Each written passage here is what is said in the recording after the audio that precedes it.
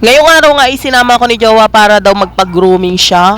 Magpagupit pala. Oo nga, tama, grooming. Dito na nga pala siya nagpapagupit ngayon dahil bukod sa maayos maggupit, may libre pang ang masahe. Saka para makumpleto na din daw niya yung coupon na binigay sa kanya. Mayroon kasing binigay sa kanya na parang maliit na ticket tapos may lalagyan lang ng stamp yun. Tapos pag nakumpleto mo yon, may libre kang isang gupit. At bukod nga sa gupit, nag-o-offer din yung barbershop nila ng rebond, saka manicure at pedicure. Saka pwede din kayo magpa-treatment dito sa buhok. Ito nga pala yung listahan nila. Ito yung mga price list ng mga ino-offer nila. Nung nagpunta nga pala kami dito is 8:30 na ng gabi. At maiba nga ako sa inyo guys dahil familiar ba kayo dito sa nano mist spray na to? Sobrang nakuha kasi nung sprayer na yun yung attention ko. Imagine, hindi mo na kailangan mag-pump para lang may lumabas na water. Ang buong akala ko talaga disinfectant lang pwede yun. Pero I can't imagine, mas maganda nga din pala dito sa barbershop kasi nga mas convenient gamitin. Okay, mabalik na tayo dito kay Jowa. Tingnan nyo naman, sobrang relax na relax dahil may pahilot effect pa nga po ang person. At this point, natapos na nga rin siya sa wakas, makakauwi na kami. By the way, ang pangalan nga pala ng barbershop na to or salon na to is Ricoy's Barbershop Salon. Na-located po dito sa Magdiwang Village,